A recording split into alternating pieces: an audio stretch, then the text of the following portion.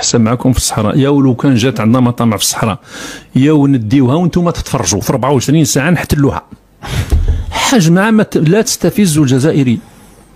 ما عندناش مشكل في الصحراء الغربيه. حنا قضيه حنا هاك ما نحبوش الحقره، خاطر كي تحقرنا كاين ناس وقفوا معنا، كاين دول كاين شعوب وقفت معنا، ردوا الجميل.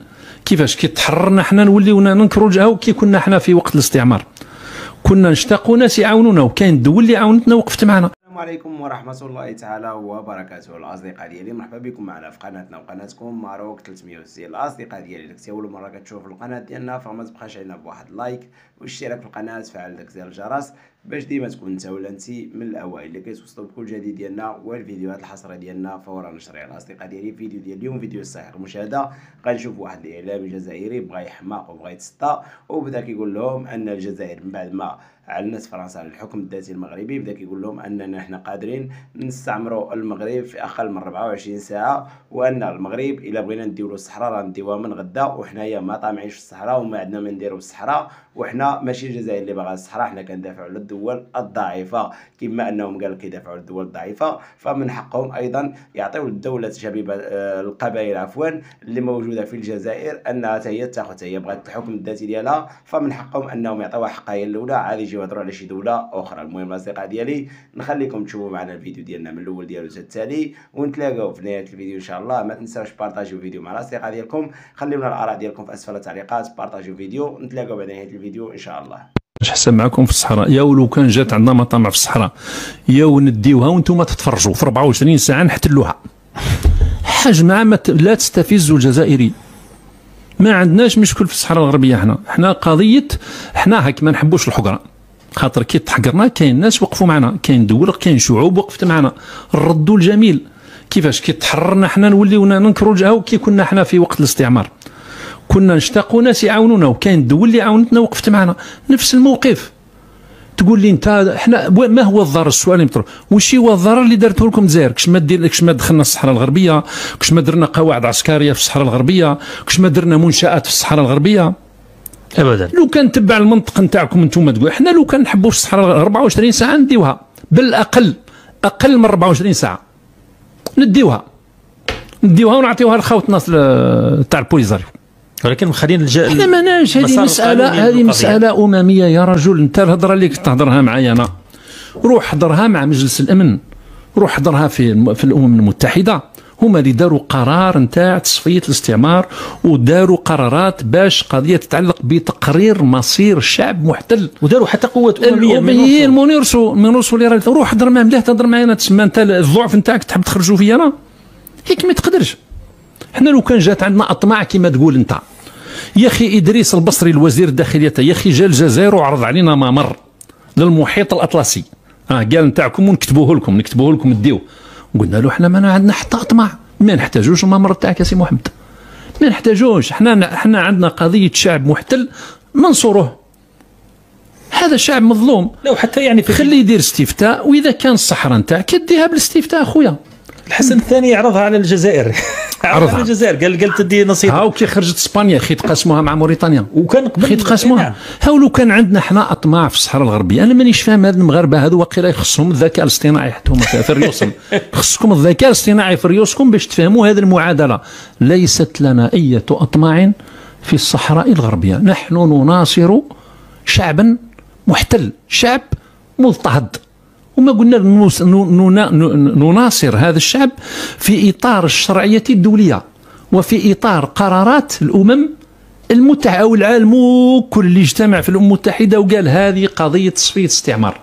هذا شعب محتل، هذا من المملكة المغربية دولة محتلة للشعب يجب تقرير المصير، يجب تقرير. لو عندنا أطماع فيكم 12 ساعة 12 ساعة حساب بزاف، 12 وبزاف مع ذوك التطور تاع الجيش 12 ساعة بزاف. والله ما يقدروا يتحركوا، والله ما يردوا كرتوشة، يخافوا والله ما يردوا كرتوشة. وكي نقول نحلف لك بالله التاريخ يا اخي في 63 يا اخي هجمتوا علينا في 63 وحنا مازلنا منهكين. المجاهدين تاعنا مساكن هبطوا من الجبال حتى رجليهم مازال ما داووش من لي رونجارز من وهجمتوا وجرات الرجاله منا.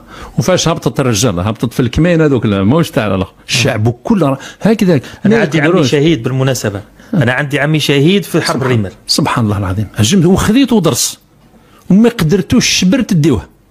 الور لا لو كان عندنا اطماع في الصحراء، ولو كان جينا من الشعوب اللي عندها نوايا توسعيه 12 ساعه بزاف عليكم، نديوها ونعطيوها لخاوتنا بوليزاريو ونديروها لثما، نديروا لهم الاخر وكذا، والله ما تتحرك، والله ما تقدر تحرك. وجيب كاين الصوص اللي راك معول عليه، كاين الصوص دروك نورمالمون راك خديت الدرس، او ما قدرش الجماعه الثله تاع المجاهدين في غزه ما قدر لهمش. الغربيه يعني تنصب لنا في قواعد عسكريه تاع الكيان وقواعد تاع تجسس، والان تبرم اتفاقيه في عز يعني هذا المعركه تاع غزه والعالم اللي راه يتابع، تروح تشري وتجيب اقمار صناعيه من عند الكيان وتزرعهم في الفضاء من اجل المساس بامن جارتها. يعني انت مصطفى، انت واحد من اللي راك مقلقهم بزاف بالمواقف تاعك يعني كجزائري وطني.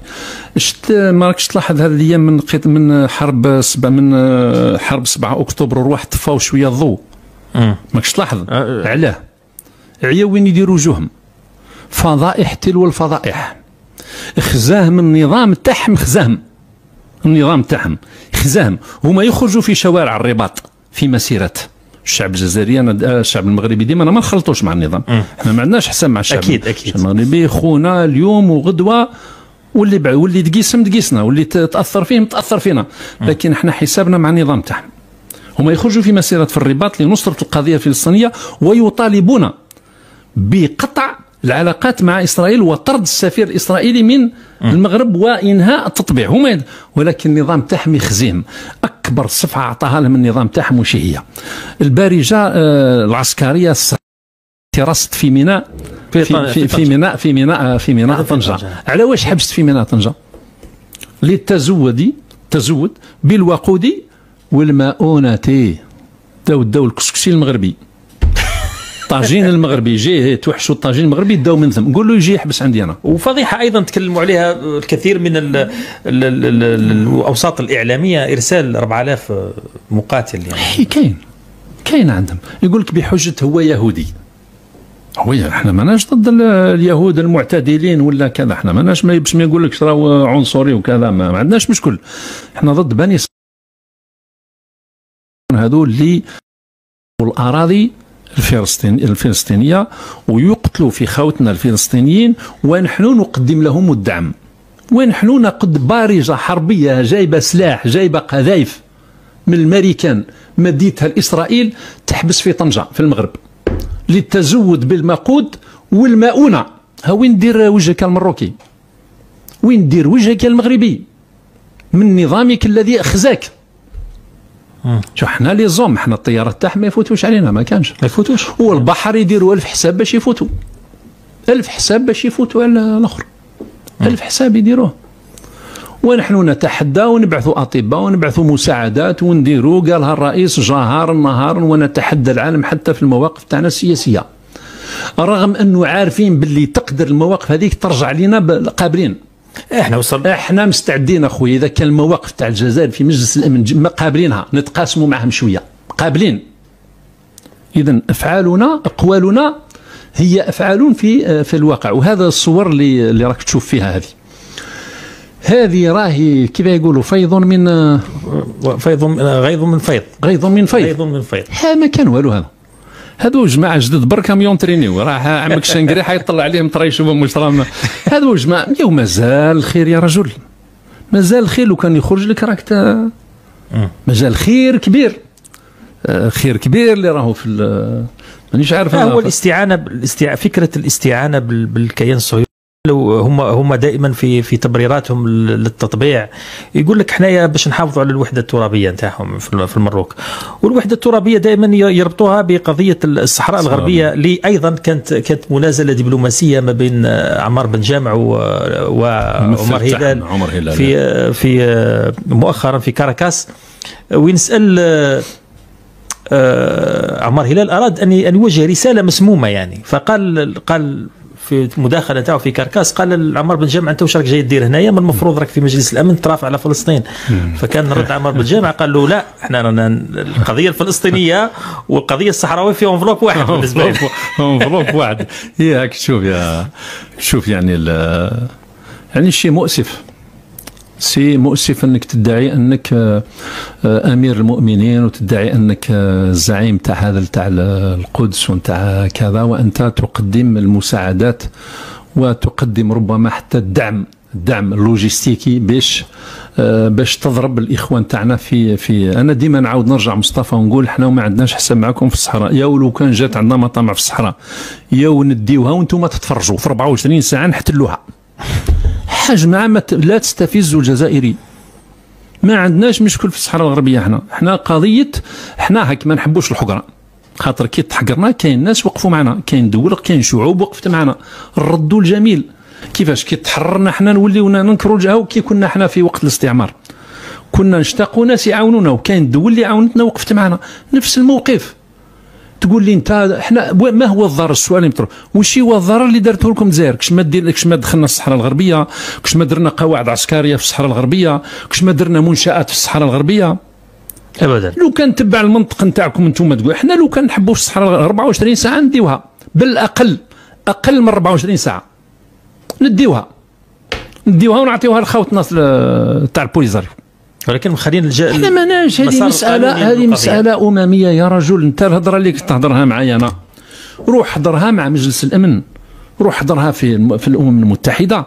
هما اللي داروا قرار نتاع تصفيه الاستعمار، وداروا قرارات باش قضيه تتعلق بتقرير مصير شعب محتل، وداروا حتى قوه امميه من يرسو اللي روح حضر معاه مليح، تهضر معايا انا. تسمى انت الضعف نتاعك تحب تخرجوا فيا انا؟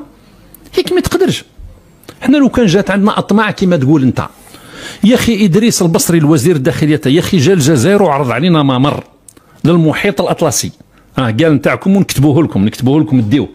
قلنا له حنا ما عندنا حتى اطماع، ما نحتاجوش الممر تاعك يا سي محمد، ما نحتاجوش. حنا عندنا قضيه شعب محتل منصوره، هذا شعب مظلوم. لو حتى يعني خليه يدير استفتاء، واذا كان الصحراء نتاعك يديها بالاستفتاء اخويا.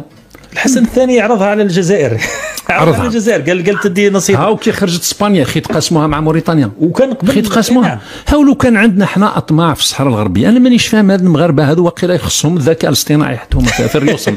خصكم الذكاء الاصطناعي في ريوسكم باش تفهموا هذه المعادله. ليست لنا اي اطماع في الصحراء الغربيه، نحن نناصر شعبا محتل، شعب مضطهد. وما قلنا نناصر هذا الشعب في إطار الشرعية الدولية، وفي إطار قرارات الأمم المتحدة أو العالم كل اللي اجتمع في الأمم المتحدة وقال هذه قضية تصفية استعمار.